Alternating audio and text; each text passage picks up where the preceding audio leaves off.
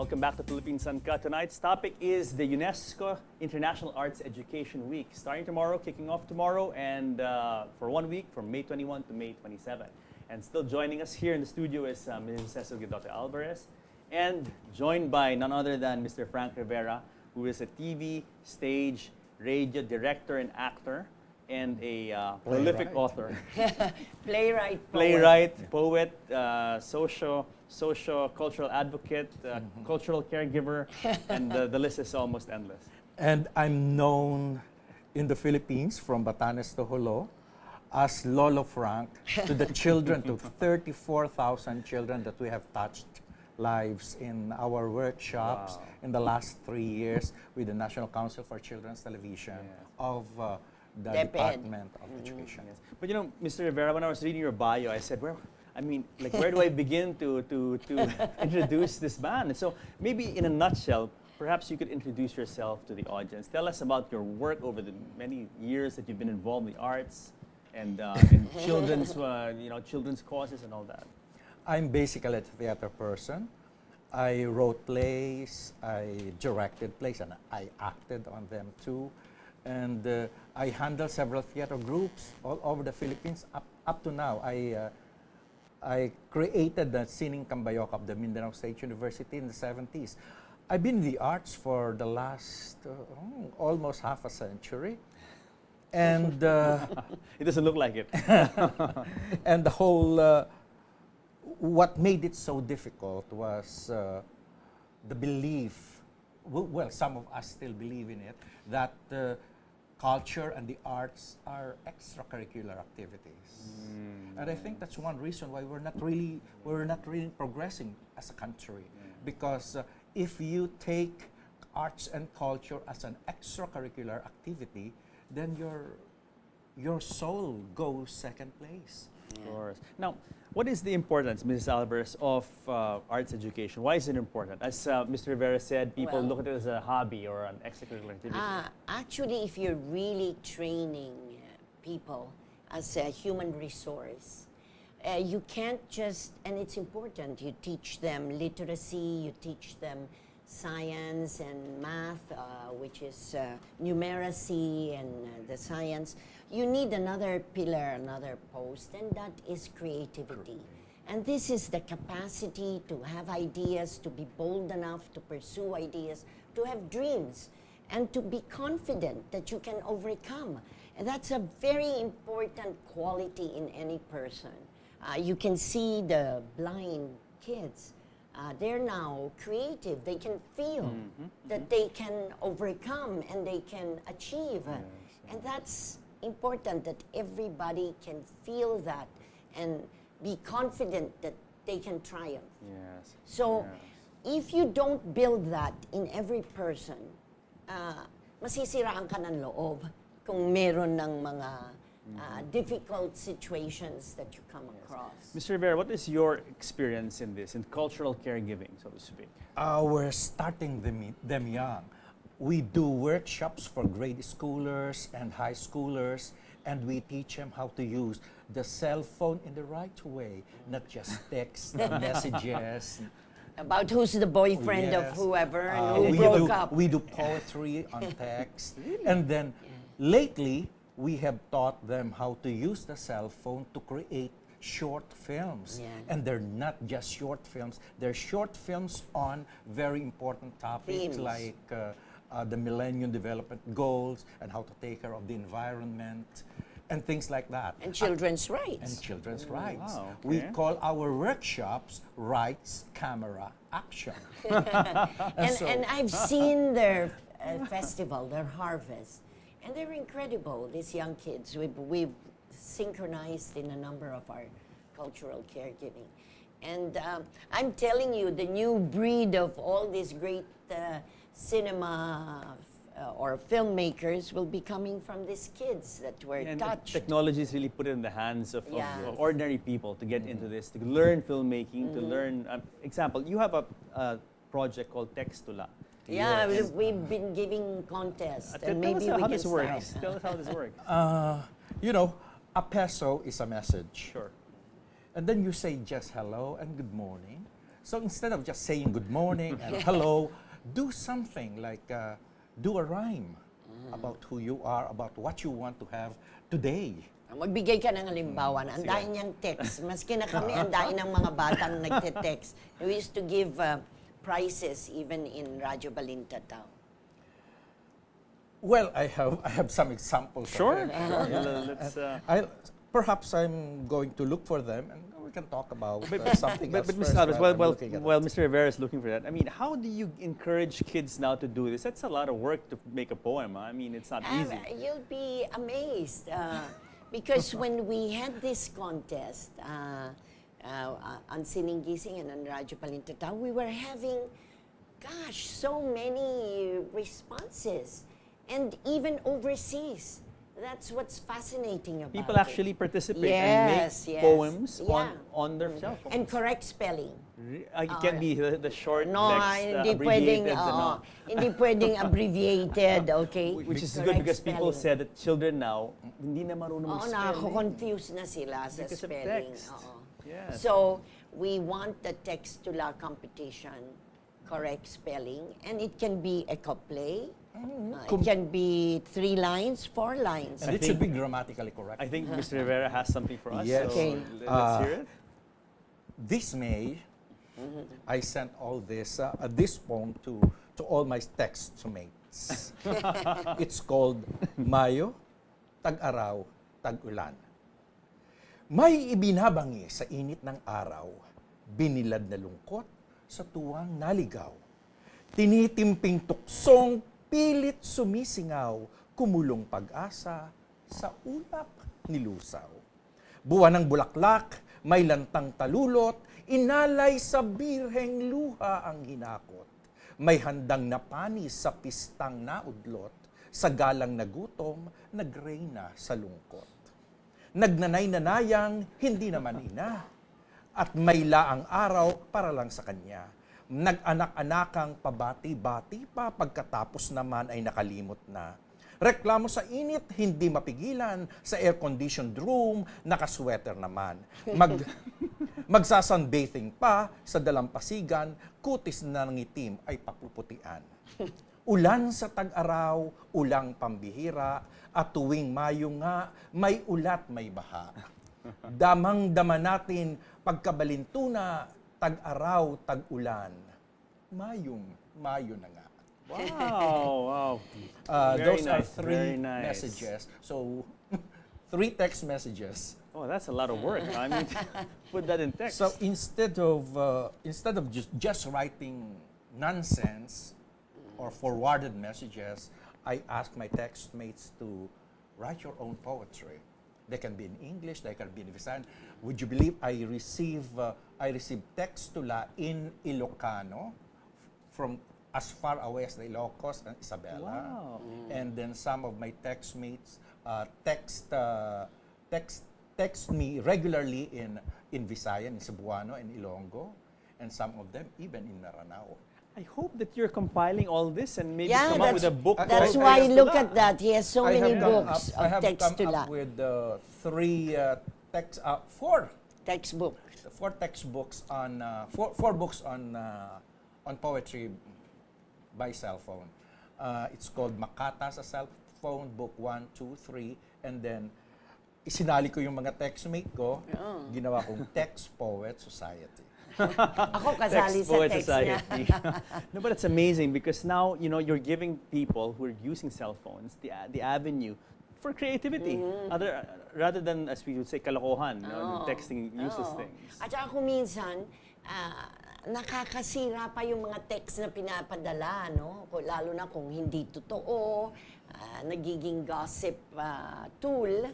And kaya mas maganda, katulad nito, simple lang, kabayanihan, ang pagsagip sa inang kalikasan. I mean, little things that they can just give as thoughts. And it's a that seed, can nourish right? you. A seed you plant in their mind and the minds of the people who read it, and it grows into an idea and into action. Ang wonderful thing niyan, may mga text-to-la kaming natanggap during the Rizal Yan. last year.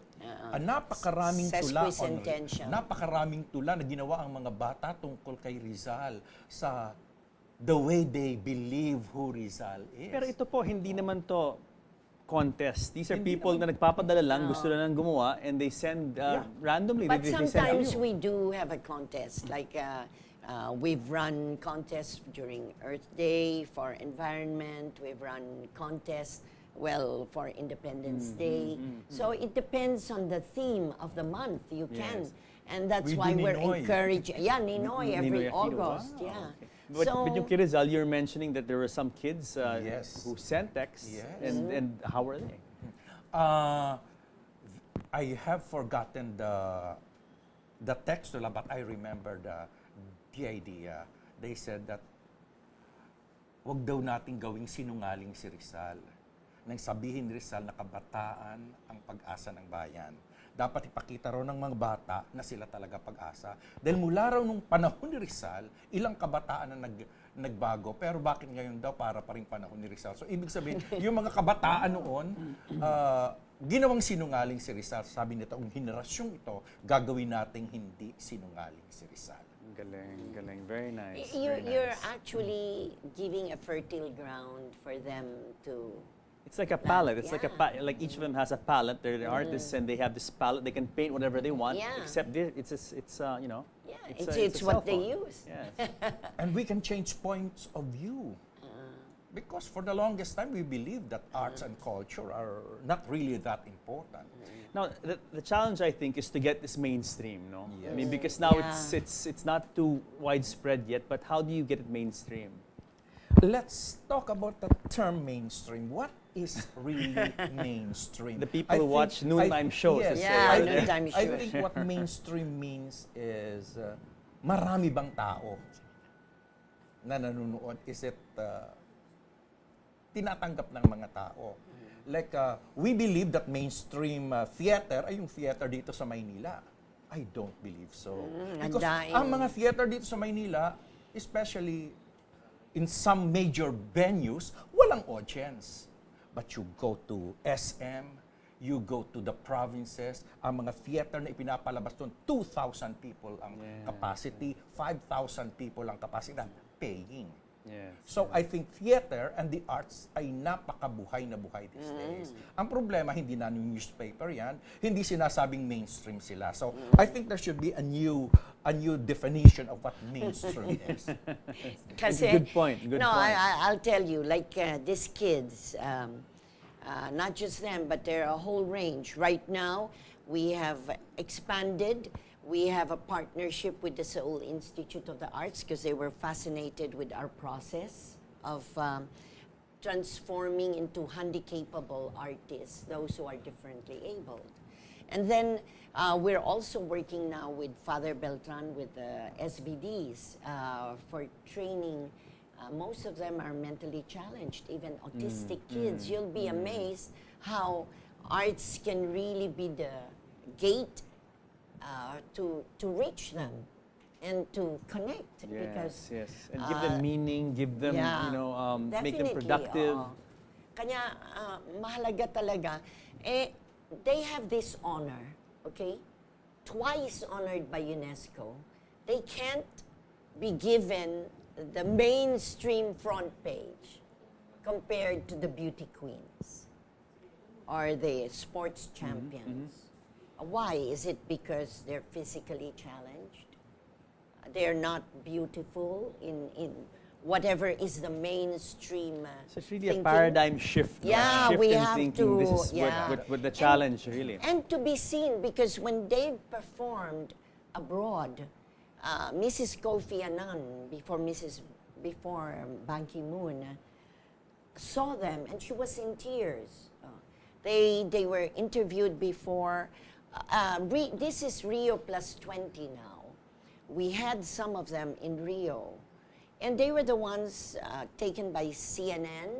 They were covered by Brazil magazine.